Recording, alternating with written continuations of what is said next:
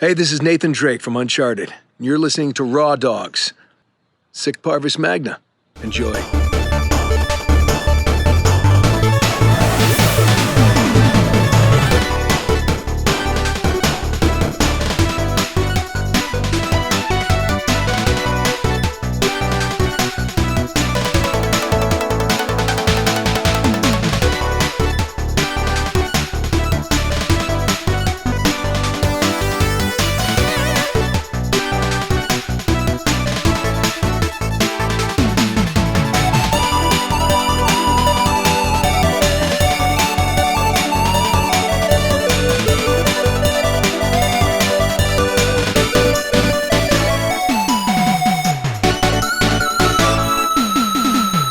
So I'm going to announce for the first time my cat's new name is going to be Baraka. No, That's awesome. actually, it's not a bad name for a cat. I'm in full support, and he's like a claw tooth monster. Baraka is, I think, honestly, a pretty weak character. He's been brought back so many times, and he's just not interesting. I don't know. They just want he's literally just one of those Tarkatan warriors. Well, no, it's one of the Tarkatan warriors, but he was literally made from the idea of we need someone that looks scary. We need a scary guy.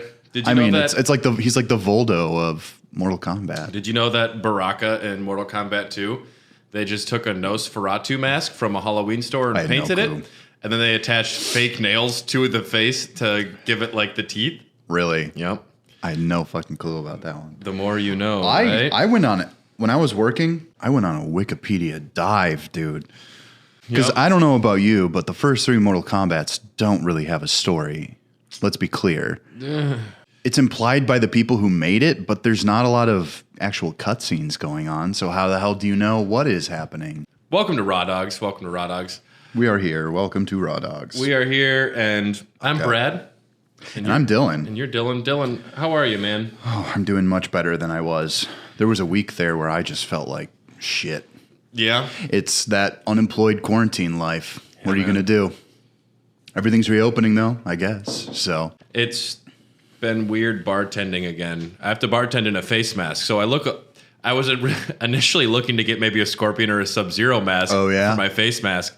Instead, I found a cheap one that was the mask from Jim Carrey. Oh. Yep, and it looks terrifying. And I wore it for 5 seconds, and everyone was just like, "No, I don't know, Brad." Well, there are ones like they're just blue. You could just pretend you're Kitana. Yeah, yeah. But it's nice to bartend again. It feels good to be back behind the bar and interacting with people.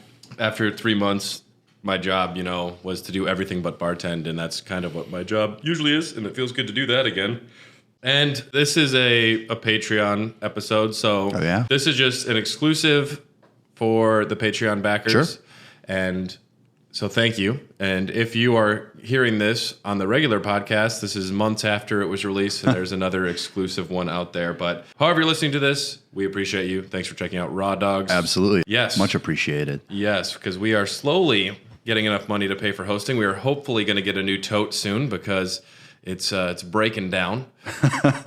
And then eventually we hope to all have our own Mortal Kombat arcade cabinets at home. Sure. That is a distant dream in the far off future. Yeah. So, Dylan, what's your experience with the Mortal Kombat franchise? It wasn't as much as I remember.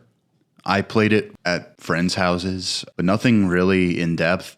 I found the gore to be very fascinating. The whole thing about like just how truly violent it was. I found that to be really entertaining. Yep. However, I just never got into it. Fighting games weren't my thing until Street Fighter 4. I wasn't really into the fighting games as much, but there was such a fervor about Mortal Kombat and Street Fighter that everybody was talking about it. At least in Millbank, South Dakota, it was a hot topic for a while there. Mostly all 5 of them. Yeah, all 5 of us. All the kids got together, and no one got hurt when we were playing Mortal Kombat. But I think Mortal Kombat 3 was the first one that one of us owned that was just like, we had Ultimate Mortal Kombat 3 for the Super Nintendo. We probably caught my dad at a weak point because I don't think my mom would have bought it. And my dad was like, shut up, whatever, put it in the cart. That's how I got Resident Evil 2 for the N64. My mom was just like, oh, it's on sale. I guess it's just a picture of an eye. Yeah. You can trick parents if you try hard enough, kids. Yeah. Ultimate Mortal Kombat 3 it's like kind of the air of mystery about those games where they're like the codes that you're doing before the battle. You can unlock certain hidden characters. Mortal Kombat has a striking difference versus Street Fighter. I think Street Fighter is much more smooth and combo based. Mortal Kombat's a little more awkward and special moves based, where you really do have to be ultra familiar with the character. It's more about direction and less about movement. Yeah. Because a lot of Street Fighter combos are done, like the Hadouken is a swift move from a down to the side plus the B or whatever the button is. I don't recall. Yeah. And that will do a Hadouken, but it actually feels natural to do that because it's in line with the character's movements on screen. In Mortal Kombat, before a combo is done, you'll see a character kind of jitter on screen before the actual move is executed. Yeah. And I always found that kind of weird. Yeah, it's definitely not smooth because you go down, left, down, right, up, and then you do your... then you'll see the character, yeah. Yeah, you're... Get over here. Get over here. Fun fact, Scorpion, Ed Boon, is the longest running video game character with one voice actor with Scorpion's Get Over Here. He's still Ed Boon? He still does the Get Over Here part of the performance. Did he do it in the movie? I think so, yeah. That was him? I think that's him in the movie. I gotta look this up too. Yeah. And I would be remiss if I didn't mention the fact that besides playing the games, Johnny Cage did sneak me into an after party at the Midwest Gaming Classic, and I did take my shirt off with Kung Lao in front of a group of people. Yes. Yep. So Daniel Pacina, a good friend of ours, he was one of the co-creators of the original game. He is Johnny Cage, Scorpion, Sub-Zero. Now hold on, he's also Mocap? Mocap, thank you. Mocap is Carlos Pacina, Daniel's brother. Oh my God. Yeah, there's multiple Pacinas. So his brother played Raiden in the original ones. Okay. How could Raiden and Scorpion be brothers, but in the real world they are? And we know Kung Lao because Tony Marquez, great guy. We've also had Shang Tsung on the podcast, Dr. Philip An. Oh, yeah. Okay. So that was fun. Nice. And I bought him a rum and Coke, so I felt cool buying Shang Tsung a rum and Coke. Oh, man. He's so good in this game. Mortal Kombat 11. Well, Shang Tsung, I think throughout the whole series, is a pretty great villain. Wait, no, he's not the actor who played him in the movie. He is in 11. In 11, it is the same one. But he's the one before him. So he's the one from the 2011 reboot, right? Yep, they had the one Shang Tsung for 9, 10, and 11, and that's the actor from the movie. Well, he wasn't in 10. Well, I guess so, correct. But it's that the new rebooted timeline that's got that Shang Tsung. Yeah. Before we get too much into like the video games, just a very brief overview of the cosmology. Oh no! Spelled with a fucking K. Yeah, everything with a K. Because I think it's most fascinating is why is Sonic the Hedgehog there? Was there a Big Bang? Was there this? Something fascinating, even watching the movie on YouTube for Mortal Kombat 11, because I actually looked up a copy at GameStop for the Switch just so I could own it. Yeah. It was like $20, but I didn't feel like going out of my way, to be absolutely honest with you. I own Mortal Kombat 10. I have not beaten it. 10 is good. 10 is good. I love the story modes for all those, but after Mortal Kombat 4, I only briefly have touched the rest of the series, but believe me, we have done our research. What we're doing today is just discussing the lore. We're not going to be talking necessarily about who's got the best combos, special moves, fatalities. No. If we have some that we want to talk about, we will, but... I'm ready to roast these motherfuckers because I don't know who is getting paid to design some of these characters. They are crazy, even from a design standpoint. Yeah, I wish I had even more time to look into this because you can definitely see the low points of the series where they're just... 4. Yeah, for everyone, it was pretty much 4. We can't have Kano. Let's have a Jarek. Let's have a Jarek guy in there. Yeah, Jarek. He's the thing is in these fighting games, they kill people off screen, or it's implied that you killed them on screen. Well, and even if you did kill them on screen, turns out you didn't kill them later on because they need to have them back.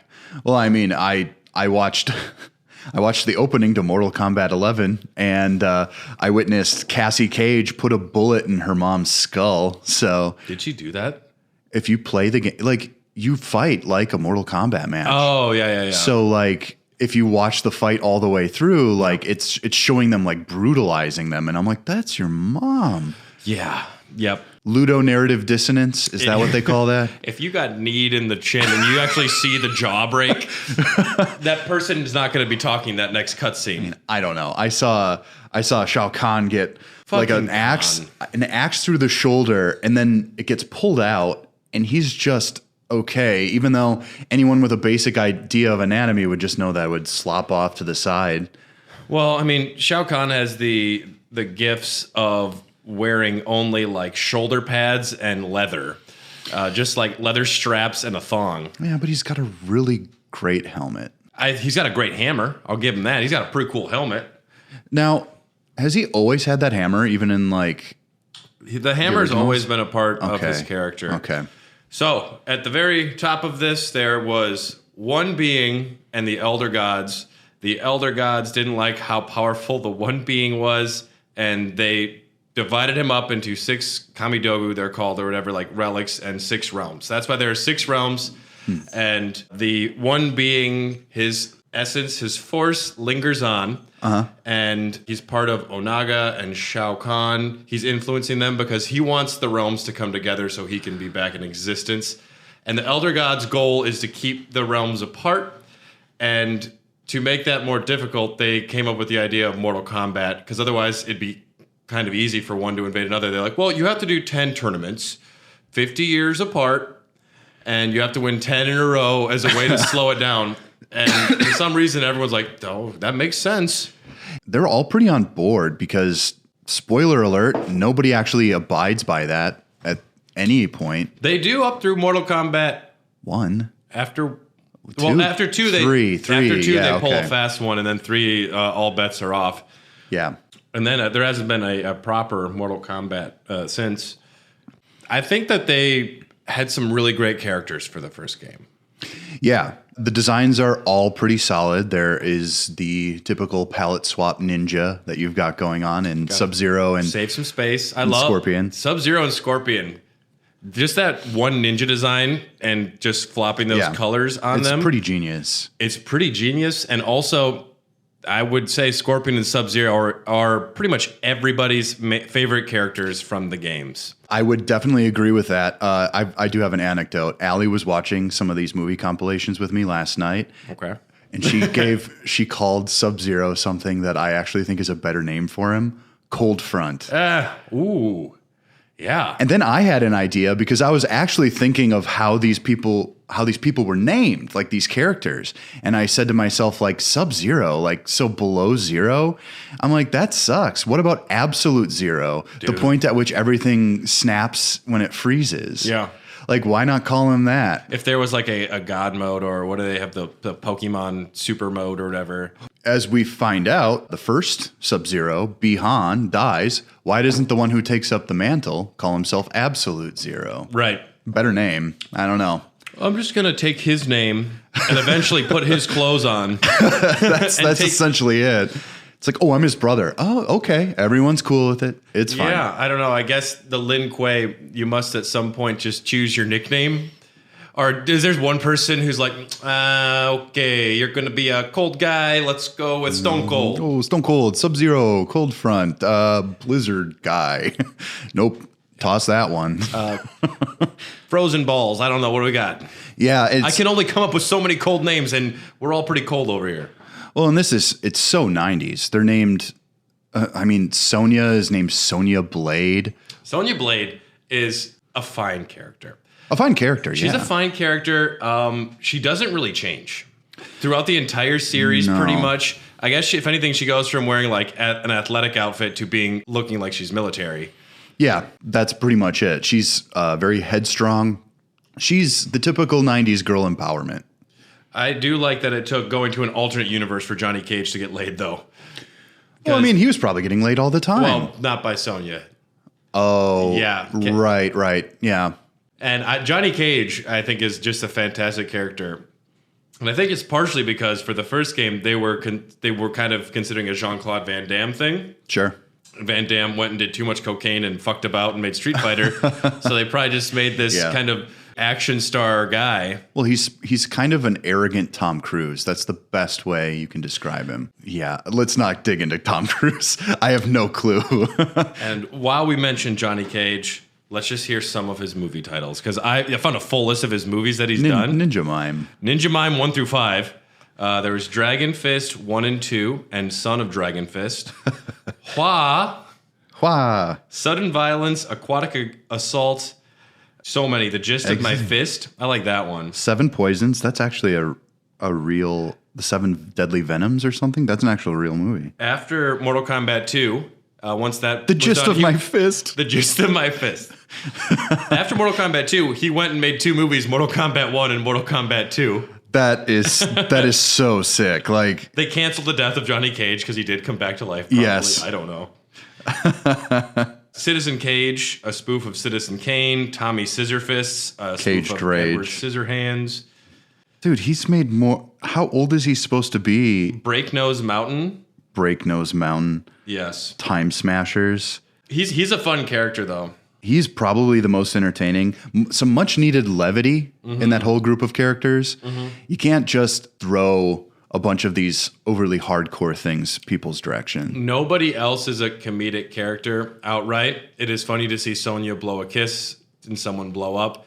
The fatalities or the way Raiden screams his whatever that sound is. I don't know. It's like... Da, da, da, da, da, da. Yeah. During the Mortal Kombat 9 movie, there's one part where Raiden sees Motaro off in like the distance. You see him go up and he just like flies through a bridge and you hear that sound. Oh. So I was like, nice little callback there. Well, I have something to say about 9 in general. Okay. Because I played through 10. It still looks fantastic. Yeah. And then I watched the movie for 11. And then I'm like, I really forgot the 9 story. And then I went back to it. Wow-wee. 9 is a lot. Well, it goes so much longer than you think. It's also just so rough to look at. It's a rough looking video game. Like in 10 and 11, they actually look like human beings, which is it when you go from literally 2020 back to the year 2011. Oh yeah. It's just suddenly like, whoa, holy shit. Like, cause it's the difference between mocap actors and stuff they had to animate themselves. And Sonya's got like these big fake tits that are like hanging out of her vest. They are terrible.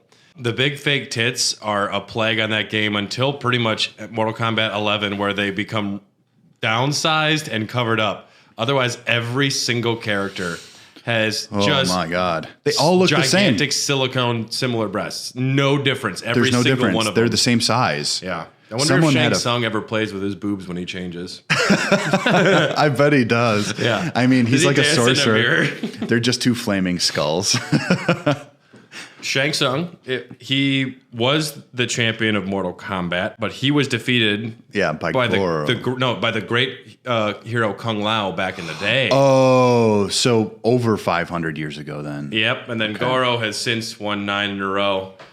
It's interesting when the characters start off and then they have to somehow give Cyrax something to do for like 5 games later. I don't know, it's interesting that Goro actually becomes kind of a good character for a while later. Yeah, he does. He's actually a pretty entertaining character, at least when you like first see him. There's this air of mystery about him. Then it turns out he's just like buff forearm man. He's buff forearm man, and he's made out of clay, which makes him a little different. I really like the way he looks. He also looks great in the movie still. I think we talked about that. The movie, that's the best part of the movie is Goro's animatronics. Yes. Although he was allegedly a diva on set. Because he was very hard to work with and kind of finicky. Goro is very famous for being a bit of a brat. Yeah. You can't just break someone's sunglasses, dude. Those are expensive. I mean, yeah. Oh, that part in 11 where Johnny Cage punches himself, takes the glasses, snaps them, and then he just pulls out another one. That is so sick. A little context for if you haven't played all of the games. Let's just mention that Mortal Kombat 1 through 7 go through a linear timeline. Mortal Kombat 8 is MK versus DC Universe, which is this alternate non-canon. Injustice before injustice. And then 9, at the very end of 7, Raiden realizes they're going to lose and sends a vision back to himself. So Mortal Kombat 9 is actually a retelling of 1, 2, 3. Yeah. It's almost like an FF7 remake where it's the same, but it's different. And things are slightly changing. Right. And these slight changes are actually like pretty compelling. They're very interesting. Instead of smoke getting turned into cybernetic warrior, it's Sub-Zero. Yeah. Cyber Sub-Zero, that was a cool twist. But so when we mention 9, that means it is a Mortal Kombat 1 through 3 retelling. Mortal Kombat 10 is actually kind of a retelling of Mortal Kombat 4. With Shinnok, yeah. Yep. And then Mortal Kombat 11, they realized that they didn't want to use Blaze or Onaga, so they're like, we need someone cool. Yeah. And so they came up with their own thing, and it has to do with time travel. It is the Back to the Future, too. It's great. It's pretty good. It is pretty good. I was entertained, and I was playing video games while I was watching it on my Switch, and I was just like, oh, actually, this isn't too bad. Even Allie was completely entertained. It's like a movie. Yeah. I mean, it looks like a movie, and it's amazing how well a lot of the characters are defined. Mm-hmm. There are, of course, some duds. Some of like Scarlet and Devora. Man, I hate Devora. I like Devora. She's fun to play as. Apart from playing her, I don't care for her design. Yeah. Or her audio design. I don't care for her voice. Bug girl with like flittery bug sounding voice. Like, yeah, I am here to destroy you. I'm a bug. I'm a bug person. Sorry, Shao Kahn. I now work for Quan Chi. And now I work for Shinnok. And now I work for Kronika. Well, they really... For a lot of these characters, they throw shit at the wall to see if it sticks. One of the things I found very fascinating is how quickly they will just abandon a supposedly pretty significant character in each installment. So are we talking about Mortal Kombat 10 where they have the Mortal Kombat kids? The Kombat kids, They have Jackie Briggs, Jax's daughter. Yes. Cassie Cage, the daughter of Johnny and Sonya. Mm-hmm. And then they have Takeda Takahashi, who is the son of Kenshi, and who was trained by Hanzo Hasashi, Scorpion's human form. And then, of course, we have Kung Jin, the cousin of Kung Lao. And man, I did not care for Kung Jin or Takeda's designs. They looked bad. They just straight up looked bad. I didn't. I mean, They were trying to make them hip for the kids, you know? Then oh God, did it not work? I felt like at any time they were going to start using like meme speak, you know, like where it's just like the only one where they would have, if they said LOL, take it easy, man. What is something a cool kid would say? I mean, the only person who should say that is Johnny Cage talking shit to them before a battle, like LOL, I'm going to kick your ass. Like, oh, Dad. It's like, Dad, come on, dude. I found them. Maybe Jackie Briggs was okay, but I just didn't understand a lot of these inclusions. I liked Jackie's design where they gave her those little like gun arms. She's just such an uninteresting looking character. Curtis Stryker.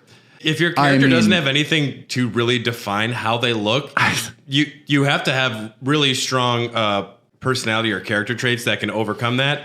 And Cassie Cage, she's just a really hardworking soldier who's trying to prove it to her mom and dad. Yeah, but she's kind of got like Johnny Cage's sense of humor to some degree. With the prowess of like her mother's like combat ability, and she's also got like the magic of Johnny Cage because they brought that out of nowhere. Yeah, a thing I completely forgot about. That he's got like green magic. Yeah, but he's got green magic. What the fuck? Because he's descended from Mediterranean warriors. Oh, okay. We'll just add that in later. Fix that in post. Well, I mean, there does have to be a reason to some degree that a guy who does his own stunts in movies can suddenly just whoop ass. Well, so there are 6 realms. Earth realm is where most of our people are from. Yep. And then the first one that we hear of outside of that is Outworld, which to me it used to be much crazier looking because it just looks like Mortal Kombat Annihilation in my head initially, like all purple skies. It's more of a Mad Max world though. Yeah, it's kind of a sub-Saharan, I would almost say Middle Eastern locale. And everything's kind of cobbled together and broken, and it's just a much more cutthroat society where it's it's like Morocco. It looks like Morocco. If you steal an apple, you lose a hand. Yeah, I mean that's kind of the rule of law in a lot of places still. We have the Outworld, which is like the Mad Max. Yes. Nether-realm, which is hell. Hell, yeah, hell. It is hell because even when Shinnok the second or the third main baddie, one of the baddies, he gets banished there by Raiden hundreds and hundreds of years ago, but he actually has to kill Lucifer to become the ruler of the Nether-realm in the comic books or the extended lore, which I was like, cute. That's cute. Yeah, and Sonic the Hedgehog dates a chipmunk named Sally Acorn in the comics too. Sierra Bubowski. Titty fuck the bat. Oh man, Sonic lore. There is Edenia, which is essentially kind of the Garden of Eden. It looks kind of like heaven. Yeah, like a very bland heaven. Yeah, it's not exciting. Nope. But that's where Katana and Sindel are from. And then you have two other ones you don't hear of as often. You have Order Realm. And Chaos Realm. Which Order Realm almost kind of becomes like a strict fascist realm. And then Chaos Realm, there's only one character, I'm pretty sure, that comes from Chaos Realm. And his name is Havoc. And he's just like a crazy motherfucker. I'm like, kind of like him, you know? I think Meat came from Chaos Realm. Well, Meat was, of course, a failed experiment from Shang Tsung. I know. And when I saw Meat on the... Okay, so Meat... I saw some gameplay. Meat is a bag of bones from Mortal Kombat 4. Well, he's not a bag of bones. Well, he's just a flesh man. And he was created by Shang Tsung. And he with a disemboweled eye that hangs. He just escaped, though, and... People are breaking him as like one of the worst characters. And the idea of like a failed experiment. That's entertaining. Escaping and trying to just fight and doesn't know what he's doing. That's Frankenstein's monster. That's super interesting to me. Yeah, but what's not cool about it? Like, and then he like has to discover his humanity, but he looks really gross. Yeah. I just want some skin, guys. Can you magic me some skin? Get away from me. You beat me in a bloody duel, but I will not restore your flesh. You smell weird. Get away from here. Oh, you smell like iron. Sick. And he talks like this. I'm sorry. My eye fell out. I'm sorry. My eye fell out again. Oh my God. And at the time, I bet he was just made for the gross out factor. Every step hurts. I don't have skin. No, he can't feel pain. Oh, he can't feel pain. Well, that's in his Wikipedia. We have spent too much time on that fucking Mortal Kombat Wikipedia. Here's the thing. It's pretty well put together. Here's the thing. You have to give these creators credit for just having ideas. Stuff like this you would see in some, like comic books, stuff like that. But you never saw something this outrageous until they just were like, yeah, and here he is. He's a big no skin guy. Well, since Goro, we kind of killed him off in the first one, so we just brought him back with tiger stripes and named him Kintaro. Dude, Kintaro looks cool still. He's all right. I think he looks cool. Yeah. Oh man, it's a cat version of him, and it's really funny because they never explain what when species diverge slightly, but like they can still like breed together. It's like it's not speciation. Oh yeah. But I just found that so fascinating, and I'm like, that's really interesting because it's like races within their species. Yeah, there's only two of them in the Shokan race, and the Tigrar are extremely rare, but that is Kintaro is a Tigrar. Makes you wonder what's going on there story-wise, if only they developed characters at all. Uncle Kenny banged a tiger. Uncle Forearms banged a kitty cat. He couldn't get away. He's got 4 arms. Oh, it's a calico. Oh, no. He's holding on to it and drinking a beer at the same time. And then you have Liu Kang. He's a Shaolin monk. Very straightforward, but they had to put him in there. To me, not super interesting. He's I mean, I don't want to call him Goku. He's like Superman without those powers because he's just virtue and just walks forward towards the goal and does generally the right thing. Here's what you call a character like this. He is shonen. Yeah. Which is basically like every anime you've ever seen about a boy who has special powers and tries to always do the right thing. That's just shonen. I have trained my entire life, Raiden. Exactly. I think it's interesting that they gave him an arc with this newer trilogy. I think, okay, so Liu Kang wins the Mortal Kombat's 1, 2, 3, and 4 tournaments. I want to say he wins all 4, and then he's killed at the very beginning of Deadly Alliance by Shang Tsung and Quan Chi. Right. I think they just realized his character, they didn't really know what to do with him. And then it's great because he comes back as Raiden goes kind of crazy in Armageddon. He's like, just brings him back as a zombie. Might have been Deception. He gets implanted in Kitana for a while, and Yeah, I wouldn't And mind then planting in Katana for a while. Oh boy. Heck, even Melina if I had enough. And just no, baby, just keep the mask on. It's funny to me when the Tarkatans, those are like the Baraka people. It's funny when they talk because they don't have lips. So they can't do P's. I was literally doing that to Allie last night. I was like, I am trying to say something. Liu Kang. Liu Kang. Oh, it does. It's P's and M's that are the problem. So then when Raiden goes back in time and Well, he sends like a message to himself. sends a message to himself, but he ends up killing Liu Kang because Liu Kang's like, dude, you're going crazy, Raiden. You want Shao Kahn to win the tournament, which, granted, it was ultimately what he was aiming for, but Liu Kang becomes the leader of the Nether-realm eventually. With Kitana as his wife. Very cool. Very and rad. then the end of Mortal Kombat 11, where he ultimately like winds up fusing with Raiden and becoming Fire God Liu Kang. I thought that was okay. I was just kind of like, I get what... Like, if you had been following this and you were an avid fan from 2011, that is an extreme payoff that you were probably hoping for. Because in 10, Liu Kang was just a revenant the entire time. There was like no redemption at all. There was even like no characterization there. No. Whereas in a Mortal Kombat 11, he actually talks to Raiden. He's like, "You fucking killed me. Yeah. I'm not gonna forgive you, man. Yeah. Come on." And it's really fun to see their past selves just be like, no, well, we've got to trust Raiden, right? Yeah. And then I don't know, man. Raiden's a pretty cool guy. I don't know, he's pretty cool. Stop trying to deceive me. I know better. Dude, when young Johnny Cage, like, I solemnly swear to tap that ass as soon as I can, and everybody in the room stops. They're like, oh, gross. And older Johnny Cage is just mortified. Dude, how like if I had to hang out with young Brad talking about how he loves Dave Matthews Band, Oh no. or just seeing me in I college. can't believe how uncool you got. Just, dude, watching, like, if I had to watch myself at a party stoned wearing my him hat in college.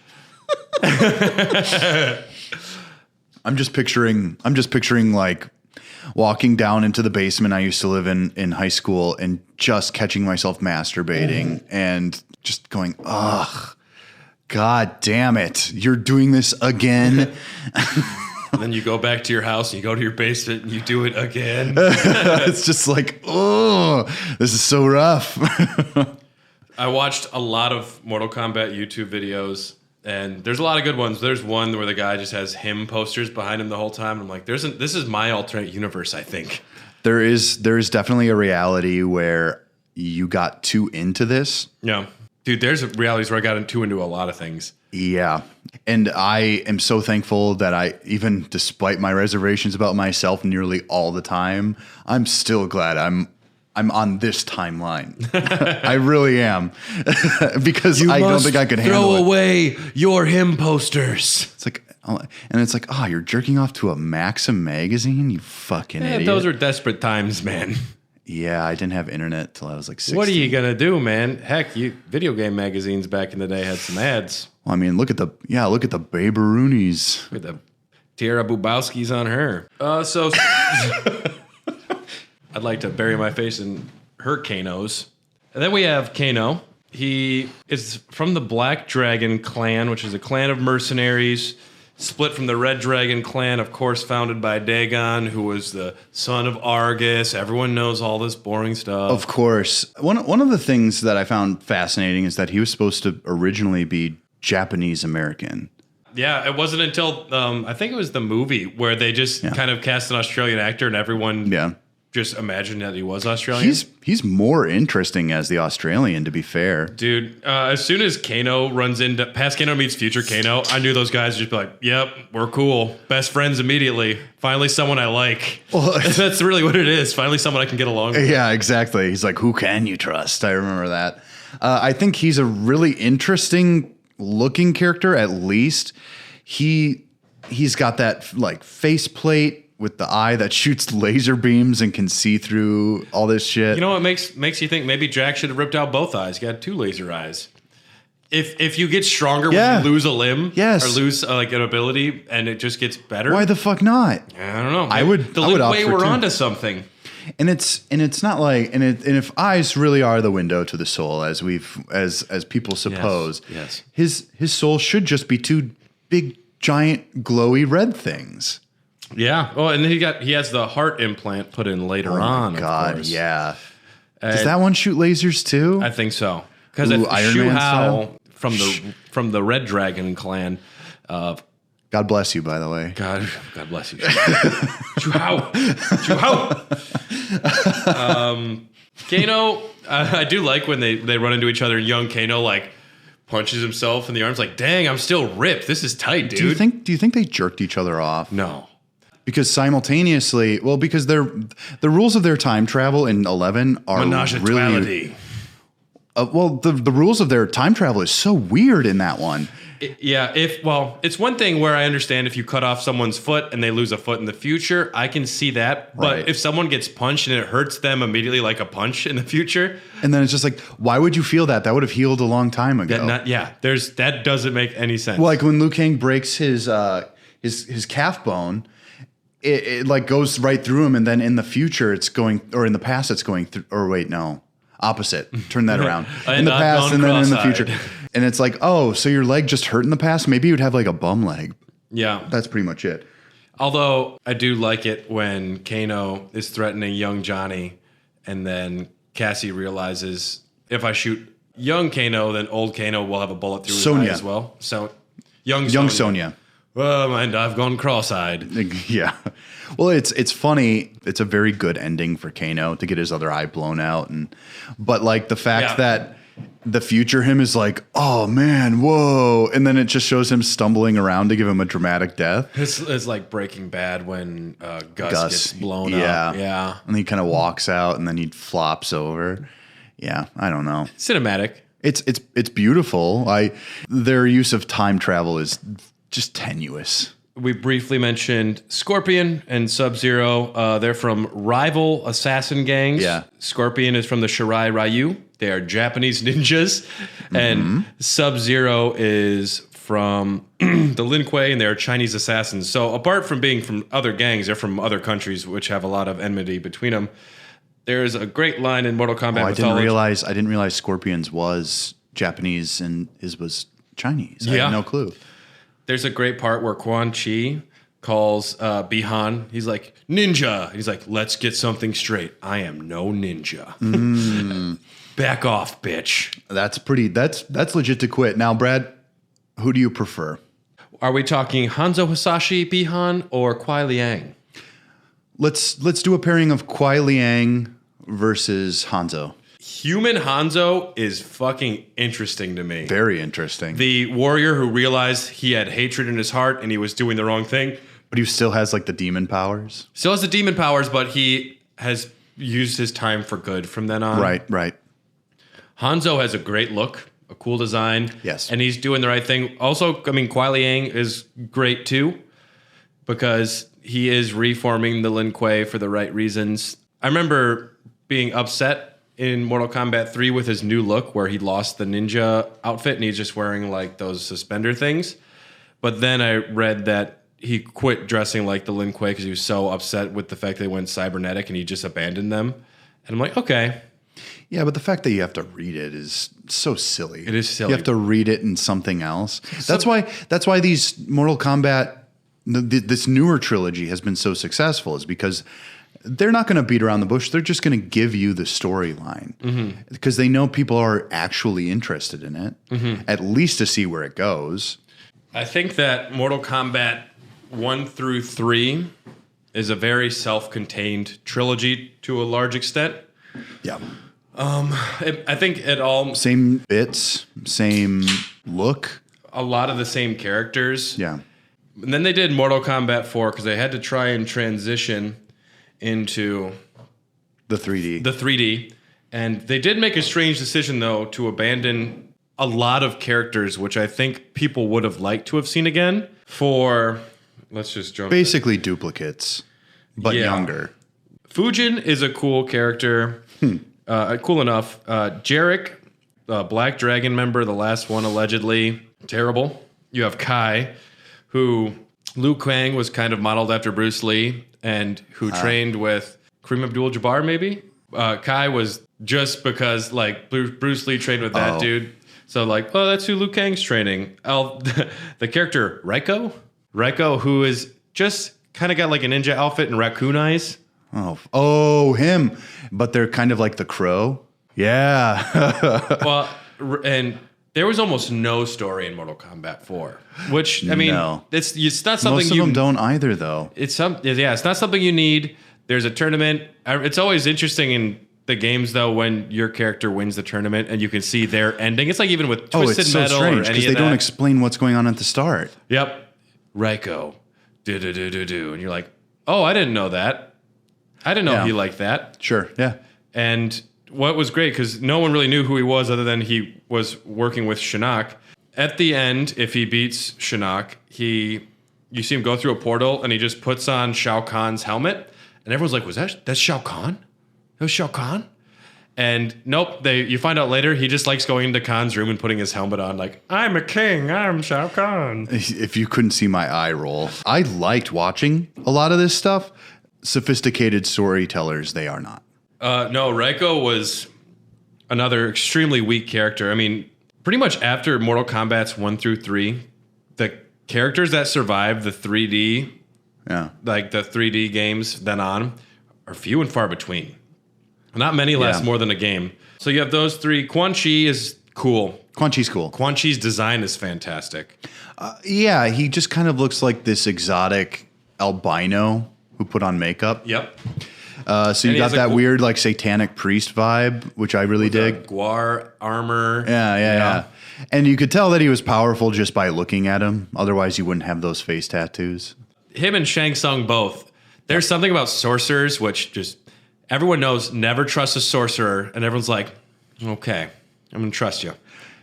It's really cool, too, because I like the concept of like a Chinese sorcerer, kind of like in a bunch of like kung fu movies I've seen, or even like Big Trouble in Little China. Just the look of that, like where you're like this dignified nobleman, but you also wield like these magical powers. It looks really cool. So you're talking about Shang Tsung from Mortal Kombat 1, not Shang Tsung from Mortal Kombat 2 when they gave him yellow suspenders and a funny hat. Well, when he's getting down to business, he puts on the suspenders. We were talking about, don't want to see your past self. That's what happens when Shang Tsung gets put back to 19 years old. Because that's what it says. He was 19 years old. That's how young he was. Because they made him young again. Gave him more power. So that's what he was dressing like at 19. Oh, God. Well, I kind of take it back. I like the old one from 11. The old one from 11 and Mortal Kombat 3's is getting better. It's still pretty bad, though. I don't know. It's because he stands with his hands like vipers ready to strike. Like he's a fucking Dracula. Yeah. Yeah. Who else we got in for? And then you got Quan Chi and Shinnok. I like Shinnok a lot. Shinnok's a cool design, too, because he was an elder god who kind of became corrupt and then tried to bring the realms together himself. Yeah. And Raiden banished him. He's got a cool design, and I like that he went to the Nether-realm, met this sorcerer down there. Yep. Quan Chi's like, just trust me, I'll take care of you. The moment Quan Chi gets his hands on his amulet, he gives a fake one to Shinnok, like, I got it. Hey, here you go, bud. Come on, buddy.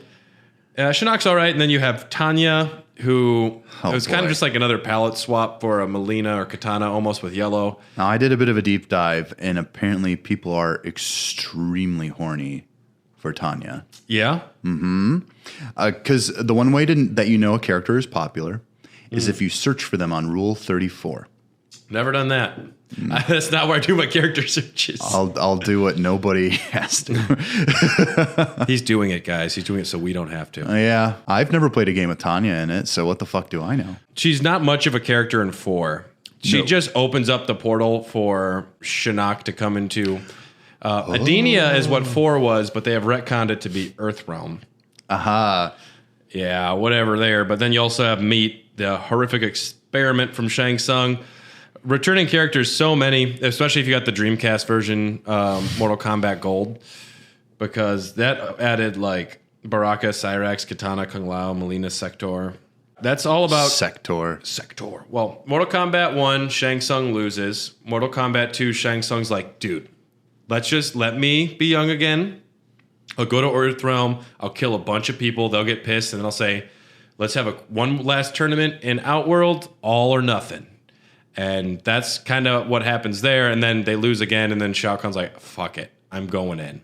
Yep. And then they defeat Shao Kahn even there. Liu Kang does. Then you have 4, where you have Shinnok. What's cool about Shinnok's design, especially in like the reboot, is that literally the skin is teared away on his arms, like his forearms, and he just looks like a spooky skeleton man with those. It looks sick.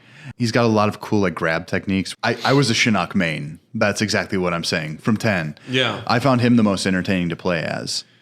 And I think that they really were still kind of going for that heavy metal, hardcore aesthetic. They kind of leaned more into the silliness and more of like refined storytelling and character development later on. Yeah. Because I think after 3, 4, I don't want to say it was a misstep because they did some cool story things. I do like what they did with Shinnok, and they brought in a new villain. Cool. I think the gameplay really didn't work. That like kind of sidestepping 3D wasn't. Yeah.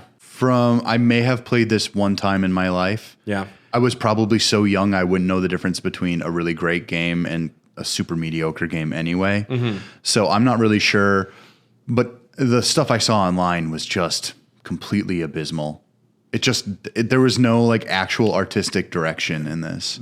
Some of the voice acting in the scenes is amazing. Yes, that scene where Jarek I was just thinking of that one. basically You can't what? You can't do it. No, this is brutality. Jax. He's like, I don't care. No, Jax. No, this is fatality. Oh my God. It's wonderful. But he just witnessed like one of his closest friends die too. So I was also like, I don't know, man. I think one of the most striking redesigns though for Mortal Kombat 4 was Reptile. Actually having to go full Zaterran, full dinosaur. I didn't see that, no. Because he's just all scales. And it's just him. He is just a reptile at that point. That's how he looks in the reboot one too, and he looks slick. He looks good. They even go further into the dinosaur look.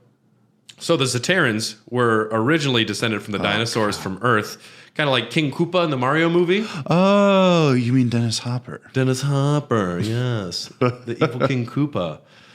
What is this sludge? But I guess Shinnok threw some sort of a huge power tantrum or something, enough to open portals on Earth, and then that's kind of what killed the dinosaurs, but some of the last surviving Zaterrans got out. And it's interesting that Reptile believes he is the last Zaterran, and all he's doing is trying to serve whoever might be able to help him get to it, like more power or learn anything about his Zaterran race. Poor guy. And I don't think he's the smartest because he winds up doing some dumb things and he accidentally becomes like one of the strongest characters in the universe. I mean, dinosaurs did have the brains the size of peanuts. Yeah. Those types of creatures, they live on instinct. That's what reptiles are. Mortal Kombat 5 Deadly Alliance, I think, is kind of cool. Now, these 2000s to whenever, completely off my radar. I had no clue about any of these. Well, okay. I didn't play any of these either because after 4, I thought the series was not interesting. And I fell away from fighting games in a really big way right around here. Yeah. And why do you think that was? First-person shooters were more interesting. RPGs were more interesting. Yeah. And just straightforward fighting games wasn't doing it for me. It really wasn't until something like I played some Tekken Tag Tournament in that, but it's really with Mortal Kombat 9 and 10 where they finally figured out how to put a story mode in. Yeah. And even Mortal Kombat versus DC Universe has a pretty interesting story mode. It's not great, but it's at least you change between characters and you can advance a story chapter to chapter with different characters. Or something like Smash Brothers where there is a competitive scene that I am interested in. But the PlayStation 2 era and even the PlayStation 3 era largely were just not, I didn't care about any of these games. Plus, they didn't look interesting to me. No. Mortal Kombat 5 Deadly Alliance, the character designs are kind of more cartoony and, I don't know, less defined. Bland. They're bland. I don't mind the story of we're Let's team sorcerers. up. I know how to make a Soulnado if you can help power this Dragon King's army I found. Soulnado. That's a sequel to Sharknado. When we were watching it last night, I just burst out laughing. I'm like, Soulnado. I mean, it sounds sick. Like that's like a Pokemon attack, man. Yeah. That sounds all right, but then they say it with such gravitas. Soulnado. Get out of Soulnado. So wait, a soulnado is just a bunch of souls that create wind? I think it's like a special move that Quan Chi knows how to do, where it sucks all the souls in an area too, but he needs Shang Tsung who knows how to like harness the souls. Oh yeah. And that way he will let Shang Tsung, this helps him collect souls as long as Shang Tsung agrees to put the souls into the Dragon King's army. So let's talk about Onaga. As soon as we're back, we're going to hear from some of the other shows here on the Greenlit Podcast Network. I know you're excited to hear about Onaga the Dragon King. Oh, please. We'll be right back. Oh. A friend of mine, we developed this idea called the Guns for Arms Squad because whenever he drew something from his head, he did not like drawing hands because he just couldn't do it. So a lot of his characters had guns for arms, a la like Barrett. If it works. And the older we got, the more we kept liking it. And then we'd had someone like called the Cajun Crippler, who is literally, he just had alligator hands and stuff like that. But we had a character whose name is Mistake, but she's an aborted fetus. That's good. And she's seeking revenge on her parents. No, yeah. That's actually not bad. Yep. And the scientist who did the operation. The scientist. You mean like the doctor who does normal, like. But it's a Nazi scientist. I don't want to be like. Yeah, but it's a modern day take on a Nazi. Yeah, man. It's a real commentary on pro-life and pro-choice. And this isn't a Mortal Kombat plot we're talking about. Because this is from my head. You know, if there were a character with alligator heads for hands, I would not be at all surprised. Ed Boon furiously taking notes right now. He's just like, oh shit, if we see him in the next one. Get the Raw Dogs on our payroll. We need this. I will let you have the idea as long as I can be the voice and mocap actor. What would this character say? He's only got a couple lines. It's alligator hands. Oh. You like try and punch him, he grabs your hand, he goes, nah, and then he headbutts him. Pretty much. But I think he just says that phrase over and over again. Yeah. A voodoo queen took a bunch of dead alligators and stitched it onto him. He died in a swamp, and then like 30 alligators came around him and brought him back to life. Yeah, a la Michelle Pfeiffer in Batman Returns. No, a la Halle Berry in Catwoman. Oh, even better. No, yeah, I'm into it. Get on it, Ed. Yeah, well, that I can't come up with anything better than alligator hands. The Cajun Crippler. The Cajun Crippler, yeah. So with Deadly Alliance, Deception, and then Armageddon, honestly, I think its own little trilogy. The only great character design, one of the only good ones, is Kenshi. Kenshi, the blind warrior who uses a sword. That's sick. I love that. And he's got like telekinetic powers, which helps him get around. Shang Tsung blinded him. He's just like on a like silent mission to go after him. He's based off of Zenichiro, a famous series of movies from Japan. The Blind Swordsman. There's a ton of them. It's definitely based off of that. I know it is. Yeah. And it's also a huge trope, but I think it comes from that. It looks cool, though. And he looks sick, yeah. He starts off clean-shaven, and then I love when you get to see old Kenshi and Mortal Kombat 10, just like with a beard. Yeah, he looks good. Because they didn't bring almost any other characters back. I love it for 9. They brought Curtis Stryker back for a while, and they're like, make him a Revenant and put him in the background. You know what's really weird about Stryker in 9? That they brought him back at all? It's that, but it's also they made his character model looked really good. They made it look as good as possible. No, it actually, like, when you really break down like the textures and what they were putting into other characters, they paid a lot of attention to Stryker. I think that they realized he was going to be the toughest character to make interesting. I mean, the guy who just uses guns and grenade launchers in battle. And besides that, his background, I'm a cop.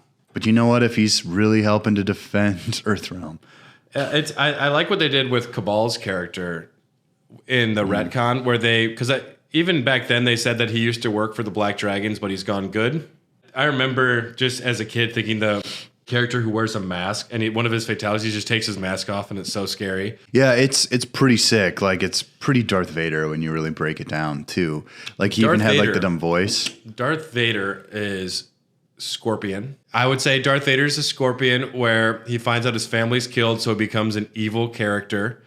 and he goes like around doing. No, I meant with like look and like design. And I was thinking about this earlier though. Like if there was a Darth Vader, like Scorpion's a pretty good Darth Vader parallel, where he's doing the work of some evil master who's manipulating him to do stuff. And then Scorpion kind of becomes an Obi-Wan Kenobi type because he tries to like raise Frost, who she goes power crazy. Yeah.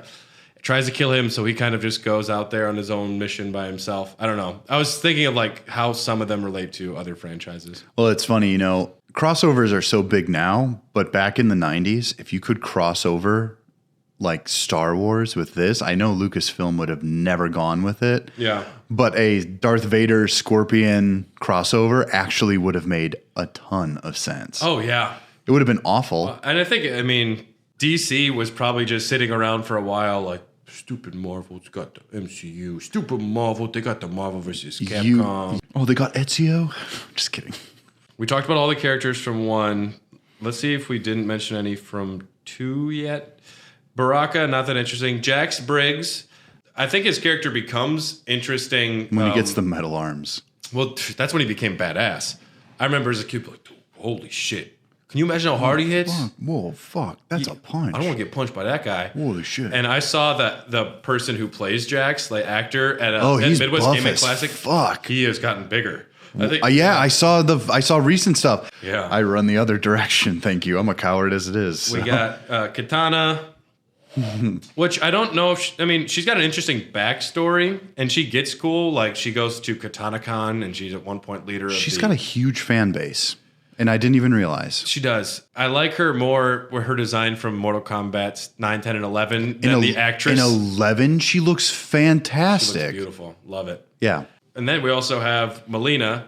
Shang Tsung created an evil clone version mixed with DNA. Shang Tsung, I think in his spare time, he gets into some weird shit. And Shao Kahn was like, when he finds out, he's just like, very good. He's like, I was going to kill you, but I like this one. You got me this time, Shang Tsung. They gave Melina a real Harley Quinn vibe in these ones too. Well, and at 9, I thought it was interesting seeing her come to life, and she's only wearing one fucking thread. Which you can tone down the sexuality here, but I also like that they tone up the sexuality when you know that she's got that crazy face. Yeah. That's exciting then. But I like that she becomes more than just that crazy Harley Quinn. She knows she's the rightful heir, even though she's not. There's a debate to be had there, but she wants to rule, and she thinks she'll do a better job. I think Melina's character becomes pretty interesting. She gets murdered by Devora in 10. I hate Devora. Devora, like, they kiss, and like she sends like bugs into her. Mm-hmm. Yeah. And Devora just like taps Hanzo Asashi in the back, and Scorpion dies. I said, no. Scorpion doesn't go out by Devora's little hands. Yeah, she's fun to play. I'll defend Devora. They just didn't give her a lot to do. So we have Katana, 10,000 years old. Kung Lao. I love the hat. The hat is amazing. I remember kind of being obsessed with him as a character, though not having been a huge fan of this series. Yeah. Because I said, a blade hat. That might be the coolest thing on the face of the planet. It's form and function. Yeah. He looks cool, and he could kill you. Imagine if all those neckbeard weirdos had a fedora made out of, I don't know, spikes. Don't give them ideas. Oh, shit. Damn it, milady. Kung Lao's cool, though. Cousin and friend of Liu Kang. Mm-hmm. He's just out there to get peace. I think he's probably got a little bit of a chip on his shoulder that Liu Kang gets all the attention. It's also named after... The Great Hero. The Great Hero, yeah. Yeah. That's rough. Great gameplay style, though. And a killer rock band if you're ever in the Chicago area. Kung Lao? Yeah. Tony Marquez, he's the lead singer, and I don't know, I think it's just the name of the band is like Kung Lao and the somethings. Kung Lao and the spin hats. He wears the hat on stage. Oh, that's cool. I mean, that's the reason to see it. Oh, don't worry. We'll do karaoke with him next year. Cool. That'll be fun. Jade, a palette swap. Interesting, because here's something that was, like, it's implied, not really, though, that she's African-American in 9. And she's African-American. She has dark skin. She's dark-skinned in MK2, though, as well. Yeah, but when you actually get to 11 and you see her again, she's being played by an African-American woman. Yeah. And so I was like, oh, what I when they said Jade, I'm like... I think that You might have maybe misremembered the earlier games because in the movies in Mortal Kombat Annihilation, she's played by an Asian lady. That's what it is. Because I wasn't sure either, and I went back and went, oh yeah, I remember that. She has that magical staff that she gets out of nowhere. Is there just I think in MK2 and 3, there's only one store where you could buy ninja outfits or lady ninja outfits. Yeah, it's where your mom bought all of her like aerobics workout gear. Yep. Yeah, that's it. Well, we only got this outfit, but we got 10 colors. So, Brad, if you had to choose a color for your ninja, what color would you choose? White, because there hasn't been a white one yet. Oh, damn it!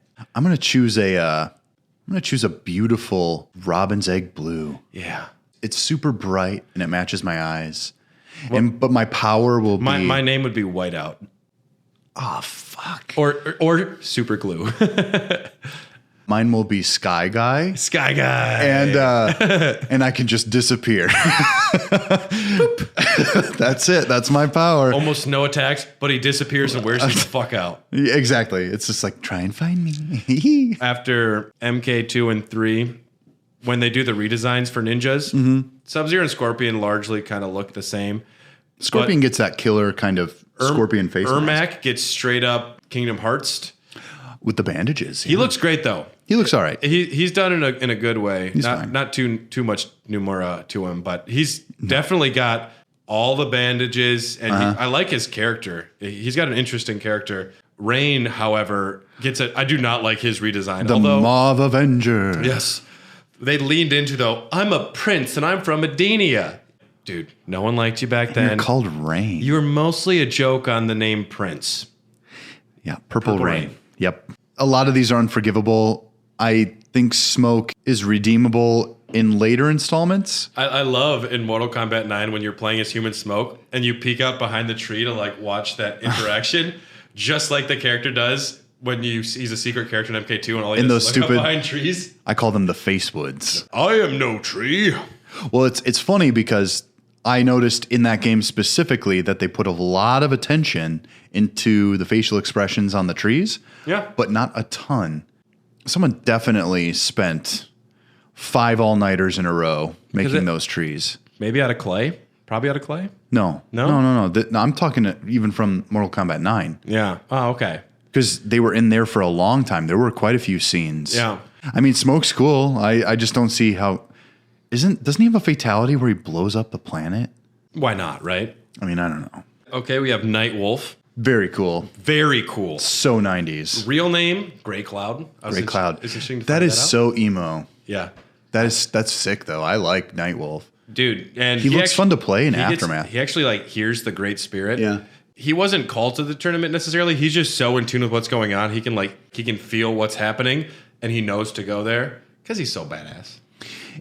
I like that Night Wolf is a mantle that gets passed down. Mm-hmm. Like kind of like you're the mantle of this time of Night Wolf, and I'm like that's sick. And he can like make his axe glow blue and chop through shit. Mm-hmm. I mean, axes, they're one of the coolest weapons. Let's be clear. When he like cuts those cyborgs in half, I was kind of like, oh, I'm all on board for this shit. And speaking of cyborgs, we only briefly mentioned the ones so far. So they show up. There are too many. There's 3 of note, and then there's Triborg, which is dumb. But are you sure? Mortal Kombat 3, you have Cyrax, Sector, and Smoke. Now, Sector is very much a one-note character. Mm-hmm. He's the guy who wants to be turned into a robot. He wants to blindly do his orders, and that's all he does. There's no conflict in Sector at all. And he's got robot dreads. Robot dreads. And there's a really sick song in Annihilation when Cyrax and Sector are fighting Jax. I guess I don't know that one. And then Cyrax is interesting because his character actually goes through, in the original timeline and the current timeline, he's much more interesting because he didn't really want to get turned into a robot. At one point, Sub-Zero finds him and reprograms him to try and kill Shao Kahn. He gets trapped in the desert. That's why in that one level, he's like, get me out of here. Oh, okay. And that makes a little bit more sense. Then after that, Jax and Sonya, they find him and they just get him back as human consciousness. So Cyrax actually just kind of has the humanity in him inside the robot. God. As far as if you want to know way too much about Cyrax, that's what we just did right there. It makes me a little angry that they can say like, oh, but this is what's going on when there's no actual fucking context for it. When I saw his redemption in Mortal Kombat 11, I was like, why would I care about this? Nobody's giving me any reason to care about these characters. I did. I mean, in 9, did you remember in 9 when you actually saw Cyrax and Sector as humans for a while? Yeah. And Cyrax was like, I don't know, dude. He's like, we're gonna do it. We're getting tattoos. Matching tattoos, oh, dude. Shit, man. Think about how cool your dreads will be when you're a robot. Fuck what your dad said, dude. But Robot dreads. But my dreads are already pretty cool. I'm not so sure, bro. I'm not so sure. Murder machine. It is interesting when you see a fatality where the robots get cut in half. When you actually see what parts on the inside are human fleshy, still. Yeah. Fleshy. Yeah. It's interesting. And when they invade like the cyborg facility, I'm like, this is the least compelling part of any of this. Because for some reason this whole robot subplot does absolutely nothing for me. It doesn't ache at my heartstrings. It's not even interesting. It's like, oh, it's the facility where they turn you into it. I think that is less interesting than seeing how Sub-Zero reacts to it. I think it's just more of a way to develop Sub-Zero than anything. These are my people. And he cares about them, and he ultimately is trying to redeem them. And then, yes, I mean, his best friend forever, Smoke, old Smokey boy. Because, dude, when he was a kid, they caught him with those 2 packs of Marlboro. They're like, we know what we're calling you, dude. Big Chief. And then they made him smoke an entire carton. Yep, and then the smoke was just blowing off his body the rest of his life. Do you know anyone in your life who actually had that as like a punishment? If they got caught smoking, they had to smoke an entire pack? No, it's just that's a commercial. That's a story. It feels like something I would do. Well, I mean, it's like we caught you with like having a reasonable drink of vodka. We're going to make you drink an entire bottle. That is not an appropriate punishment for anything. Of course it feels bad. No one some people do, but no one wants to smoke an entire pack in a closet. Yeah, Brad, well, 8-year-old me, I looked at my mom and I said, yeah, I dare you, bitch. You little 8-year-old, you just like puffing a cig in the living room. I'm just like, oh, am I not allowed to do this? Oh, mother, while you were out providing, I've been... None of this is going to matter when I'm a cybernetic assassin. I won't have lungs when I'm a cybernetic assassin. And I'm going to have dreadlocks. You're going to have to deal with it. And also, I might have a tattoo. Not much you can say. What are you going to do about it? I was the 3rd grader, maybe 2nd grader, who actually brought the Mortal Kombat 3 strategy guide to school. Because I just wanted to show it off to my friends. I never got busted with it, but I remember taking it out to recess, and we're all looking like, oh my God, dude, Shiva's wearing nothing. Look at that side titty. I bet she could juggle a lot with that. God, I wonder how boobs feel. I wonder if 4 arms gave me a hug at the same time. Dude, I wouldn't hug her, though. I wouldn't hug her. I wouldn't hug her. She's a girl. Dude. I would. We're, of course, talking about the lovable character Shiva. Protector of Sindel. And that's most of what she's known for. Yep. A sexified Goro, which is a strange choice.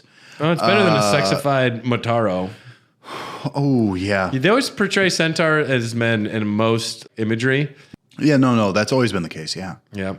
Because no one wants to imagine a woman with a horse vagina. So whenever I think of Centaur, this is still extremely off topic, but in the first Percy Jackson movie from like 2000, early 2010s maybe, something like that, Pierce Brosnan is a Centaur. Who plays Professor X in the new ones? James McAvoy. I wasn't super familiar with James McAvoy when I first saw him back in Chronicles of Narnia. And then you go back and watch it and you say, no shit, that guy's a fawn. Oh, it's Mr. Tumnus. Look at his cute little leggies. Oh, man, Tumnus. It'd be better with a wheelchair and some cyber powers or something, telekinetic powers. No, telepathic. Sorry. We'll get to the DC universe soon. Not related to that comment, of course. No. I think that's we talked about all the characters leading into Deadly Alliance. So, Deadly Alliance. Onaga, the Dragon King. This is when, well, we already used Shang Tsung, Shinnok, Shao Kahn. Who's the next baddie? make a guy who looks like a half dragon. He was actually the leader before Shao Kahn was. He was poisoned by Shao Kahn. He was entombed in a dragon egg, but his army was down there, and Shang Tsung and Quan Chi, they come up with their plan to get the souls, mostly for themselves, because they want to both have enough power to rule, and they both silently plan on betraying each other the moment that they can and still win, which is great because that's what they do. But they know that for their plan, they have to kill the two people strong enough to stop them right away. They believe they kill Shao Kahn. Turns out it was a decoy. But Liu Kang does legit just get his neck broke. I saw that. I saw that cutscene. That's it. They introduced vampires in this one. I mean, look. So there have been so many games about these people brutalizing each other. Yep. And the two big sorcerer characters, they're still alive for some reason. Oh, it's because they're slimy, man. They know how to just squeak by the moment they're in a bad position. And so they team up and become Team Rocket. And I don't want to say, I mean, almost like a Tyrion Lannister. They know how to say the right things to survive that time. Right. And they know how to use their gift of gab to eventually move up higher here or there with the powers that they have. Yeah, but there have been so many installments. It's like when Batman doesn't kill the Joker. It's just like, okay, at some point he's taken away so many lives. It's crimes against humanity. Even in the Nuremberg trials, he'd be hung.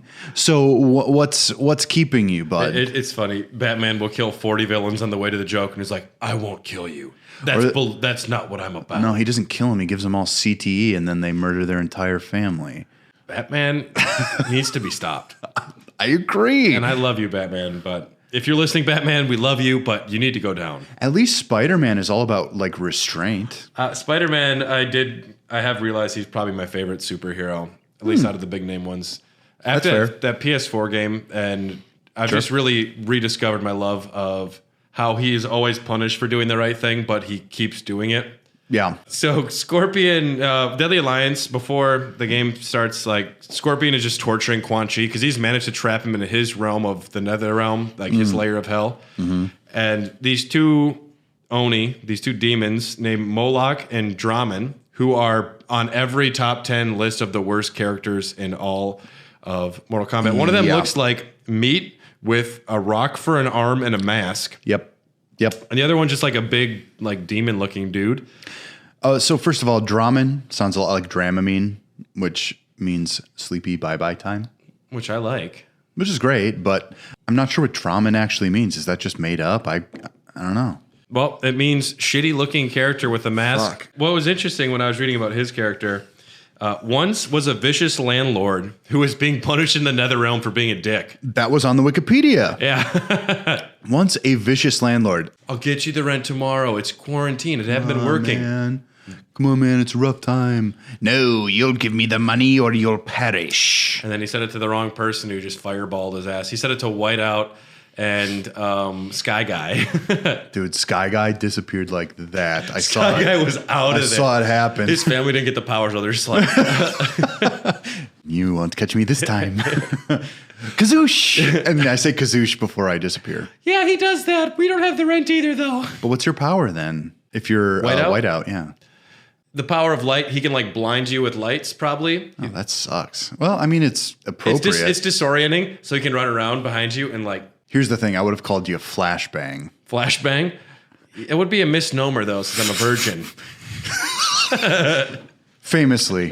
Famously a virgin. Yeah. That's Raw Dog. They're saving ourselves for a YouTube show. Okay. So they have their own thing going on. Natara is a vampire lady. She's got her own separate scheme going on where she's trying to kind of... There's another mini realm that was absorbed by Outworld where the vampires are from. And she knows if she breaks the dragon egg, she can go back there. So she somehow gets both Reptile and Cyrax to do her bidding because Cyrax was... She joined the Outworld Investigation Agency. Yeah, we're getting out there. Wait, now hold on. Are all the side characters in this just absolutely gobshit stupid? Is that what we're just learning? Is that it's just like, ooh, we're all sinister and we all have it out for ourselves? And I don't know. Well, I mean, I don't know if Nataro's sinister. She's definitely manipulating both Cyrax. Well, Cyrax is trapped, and he needs to get back to Earthrealm. She's like, I'll help you if you help me find this orb. Okay. And then Reptile, poor little Reptile. He's like a dog whose master was killed. Shao Kahn's dead, and he's like, I don't know what I'm supposed to do. Like and we were saying, Walnut Brain. Walnut Brain. And Natara has a sword. Like, this is one of the last Zaterran artifacts. Do you want this sword from your people? And Reptile's like, I like you. You gave me a treat. Oh, I feel really bad for Reptile and his acid breath. And he can't even like breathe on people because it might disfigure them. Okay, so also evolutionarily, when did they? Never mind, it doesn't matter. In Outworld, they needed to survive. Yes, I'll agree to that. What else we got? Kenshi goes seeking Cyrax and to kill Shang Tsung, but he winds up running into. So the Red Dragon clan makes its first appearance. They are the original Black Dragon clan. Oh no! And we of course have the character of Movado, who is the leader and defeated Cabal and stole his hook swords. That's all the character development I have for Movado. They're called Shotels. Shotels. And who is ranked as the worst Mortal Kombat character of all time. Really? Shu Hao. Shu Hao. Shu Hao. I don't know if I've seen it. He looks kind of like almost a zombie army general guy with Kano eye beam for a chest piece. And a pencil mustache. Yeah, I did see a picture of him. And he's got M. Bison's hat for some reason. The creators of the game, while they were making this, they got too far to where they had to use him. Yeah. And they hated him so much that they made sure he got killed off that game. Wow. He was a henchman for the Red Dragon clan. And oh, no. He was working with the Outworld Investigation Agency undercover. And I don't know how they didn't realize that guy was evil, because look at him. He's ranked as the worst character in pretty much every list. He's basically like Kano, a weird green vampire, and M. Bison put together. And less than all of them in a big way, too. It's like A plus B plus C equals way less than that. Very interesting fan art, though. Wowie. Oh, no. Rule 34, Shu Hao. Somebody really likes him. Look at this picture. Someone spent a lot of time on this digital drawing. Go to Rule 34, enter Shu Hao. Well, this isn't Rule 34. This isn't sexy. I'm just trying to tell him to. Yeah. Unless it's you. This is a note for me later. Perfect. Yeah. After Mortal Kombat 4, Raiden was made into an Elder God, because I think that's a mistake. Raiden is not a good protector. Raiden is conceited. He's conceited. He has a power complex. Yeah.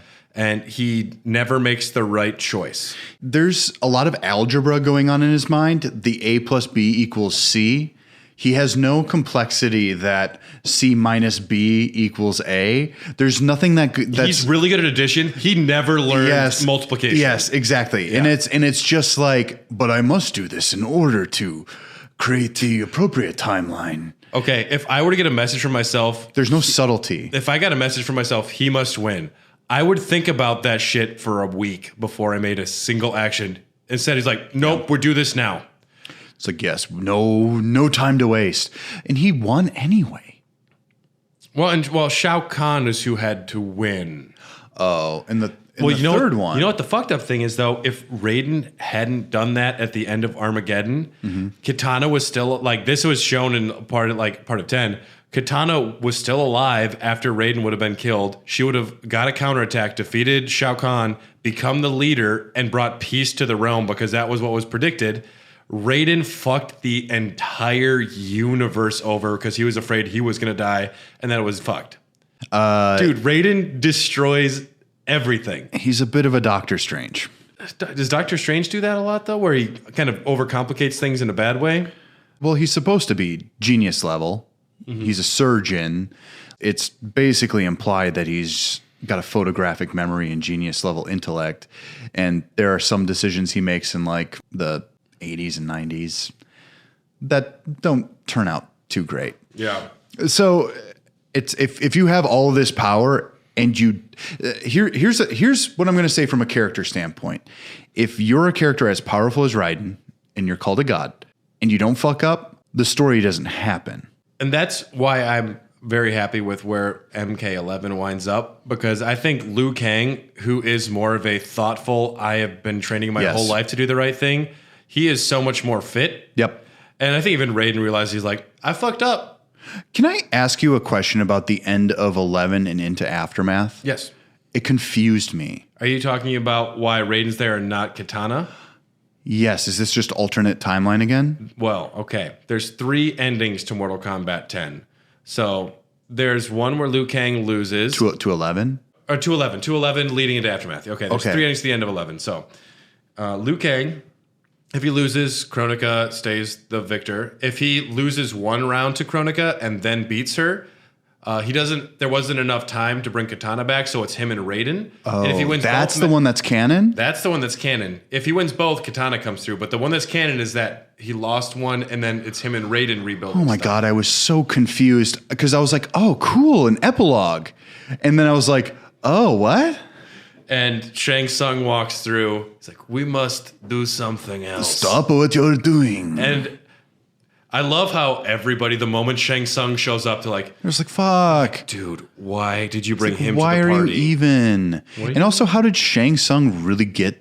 Because this is like, it's implied like this is like the beginning of time, essentially. Let's whatever. Come on, let's stay by 5 for a second. Yeah. Go for it. Let's talk about some of the new characters introduced in 5. We have Blaze. He's a playable character. He's a hidden character. He is an elemental warrior bound to guard the last dragon egg where Onaga's there. Blaze actually becomes the ultimate bad guy in Armageddon. Teased in Mortal Kombat 2. He's fighting on the back in one of the levels. Oh. Yep. They're like, who's that guy? Is his name Torch? And they're like, Torch. Turns out it's Blaze, bitch. Blaze is a little bit edgier. And I guess he is in the top 3 most powerful characters of all time. Who else would you put in there? Get the fuck out of here. I mean, Kronika. Nope. Really? Controlling time itself? Ed Boon, or is John Tobias, one of them said that Blaze is in the top 3 most powerful characters in the universe. This is before Kronika when he said it, though. Well, so I know. Kronika, we'll put Kronika up there as well. What can Blaze do? I assume it's a fire thing. Honestly, he was an elemental warrior created by some Medinians. I don't know how he got that powerful, but they say that he's up there with Onaga and Dark Khan. Dark Khan? He wasn't dark enough already? Well, that's a dark side mixed with Shao Kahn. Okay. So that's Blaze. Dark side from the DC universe? Yeah, in DC universe when they mix together. Oh my God. I was confused for a second because I didn't watch anything about MK versus DC. I didn't watch a single thing about this because I thought it wasn't canon. I watched the hour-long story today. It was fine. But we are going to be back with the second part of this episode. If you want to hear the rest of this episode, you will need to support us on Patreon to get access to it. Yes. It's only the $3 tier. Yeah. One of those, and then you'll be able to hear Dylan and I finish talking about the lore because unfortunately there's a lot of more bullshit, and we're going to talk a little bit more about 9, 10, and 11 in detail, and we're going to get into some of the extra games as well. Okay, I'm ready, I guess. We'll need some more beers. I imagine so. Thanks for tuning in to Raw Dogs. We're part of the Greenlit Podcast Network. You can find us on Instagram, Hair the Dogcast, Facebook, Hair the Dogcast. We are on Twitter at Hot Dogcast. Mm-hmm. We're on every other week. And if you want to support us, how can they do that, Dylan? You can go to patreon.com and you can subscribe to any of our tiers. If you go high enough, you can actually get a lot of benefit from it. You might even get to decide what we talk about on a future episode. Thanks for tuning in. If you want to hear all about Shu Hao, Kenshi, Li Mei, Movado, and of course, Blaze, and oh my God, Shujinko. Fuck Shujinko, man. There's a lot here. Magumbo, Chijumbo. Yep. Yeah. Support us on Patreon. It's not that expensive. We'd really appreciate it. Cup of coffee a month. A cup of coffee a month, and or just we like to call it buying us a beer. Yeah. Even if it's just a PBR tall boy. If for the price of 2 PBR tall boys, you can find out more about Draman and Moloch. Well, I don't know what city you live in, Brad, but yeah, I don't drink a lot of PBR tall boys. Thanks for tuning in. We will see you next time.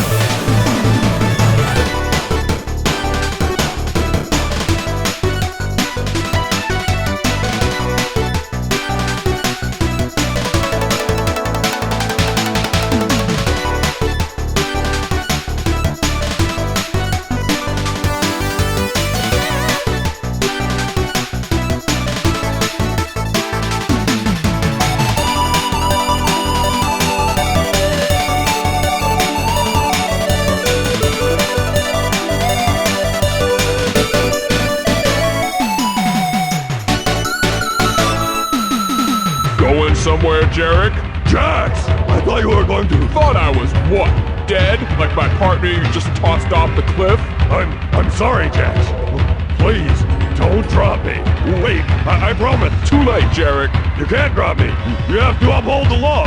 You have to arrest me. Wait, this is brutality. You can't do it. Wrong, Jarek. This is not a brutality. This is a fatality.